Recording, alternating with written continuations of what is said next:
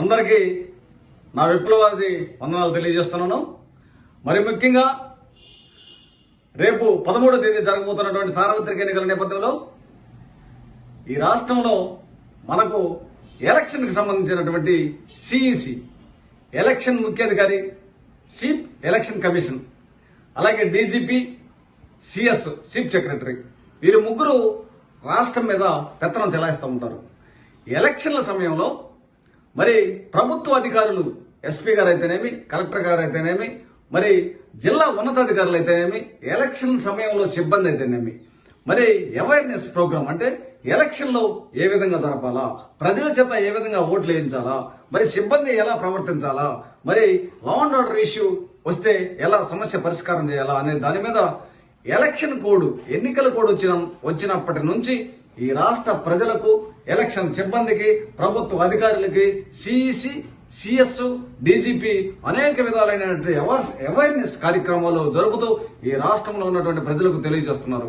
ఇది మంచిదే, అందరూ గమనించాలా. మేము దీన్ని విస్మరించట్లేదు. ఇది చాలా మంచి కార్యక్రమం. అయితే ఒక్కొక్క జిల్లాలో ఎస్పీ గారు మీరందరూ చూడొచ్చు, ఈవీఎంల జోలికి వస్తే తోట తీస్తా అంటాడు ఒక ఆయన. మరి ఎలక్షన్ల సమయంలో లా అండ్ ఆర్డర్ ఇష్యూ చేస్తే ఖబర్దార్ అంటాడు ఒక ఆయన. ఎలక్షన్ల సమయంలో మరి ఎన్నికల సిబ్బంది అవకతవకలకు పాల్పడితే మీకు చర్యలు ఉంటాయని ఒక ఆయన అంటాడు. ఐఏఎస్లు, ఐపీఎస్లు వారి వారి జిల్లాల్లో తమదైనటువంటి శైలిలో ఎలక్షన్ల పరిధిలో మరి అధికారులకు, సిబ్బందికి, ప్రజలకు అవేర్నెస్ కార్యక్రమాలు విపరీతంగా జరుపుతున్నారు. దీన్ని మేము స్వాగతిస్తున్నాం.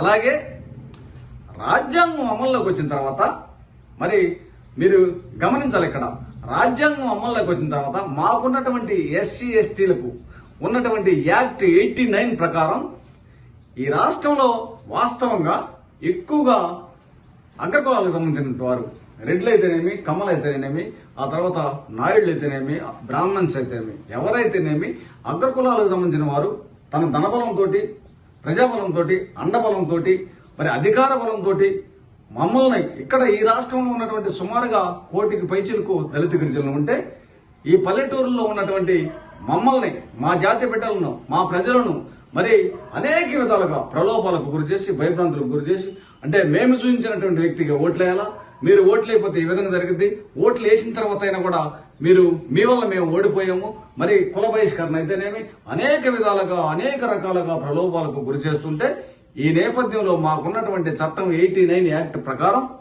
మరి మీకు కఠినమైన శిక్ష ఉంటుంది. అంటే 6 నెలల నుంచి 5 సంవత్సరాలు జైలు శిక్ష ఉంటుంది. దీన్ని గమనించుకొని ఈ సిఇసి గాని, మరి సిఎస్ గాని, డీజీపీ గాని ప్రజలకు, రాష్ట్ర ప్రజలకు, దళిత గిరిజన ఓటర్లను ప్రలోభాలకు గురి చేస్తే కఠినమైన శిక్షలు ఉంటాయి. మరి మీరు ఎందుకు చెప్పలేకపోతున్నారు? ఎందుకు విస్మరిస్తున్నారు?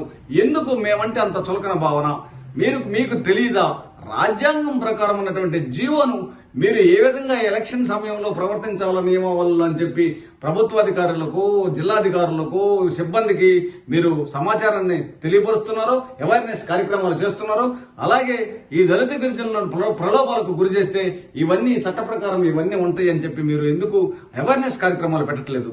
ఎందుకు పట్టించుకోవట్లేదు? మేము తక్కువ కులం వాళ్ళమనే, సరే మా ఓట్లు మీకు అవసరం లేదా? ఎందుకు? మేము ఎందుకు అడుగుతున్నాం. కాబట్టి మా యొక్క జీవోలను, మా చట్టాలను మీరు ఎందుకు తొంగలో దొక్కుతున్నారు?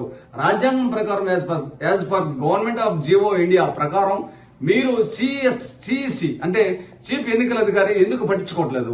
చీఫ్ సెక్రటరీ ఎందుకు పట్టించుకోవట్లేదు? డీజీపీ ఎందుకు పట్టించుకోవట్లేదు?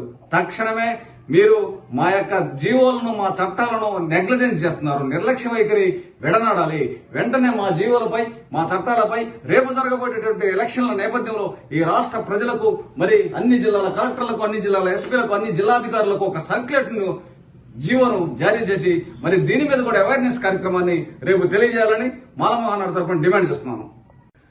మా యొక్క ఓట్లను మేము ప్రశాంతంగా, స్వేచ్ఛగా వినియోగించుకోవడానికి ప్రభుత్వం తక్షణమే చర్యలు తీసుకొని మాకు ఓటు హక్కును ప్రశాంతంగా వినియోగించుకునేటటువంటి అవకాశాన్ని కల్పించాలని డిమాండ్ చేస్తున్నాము.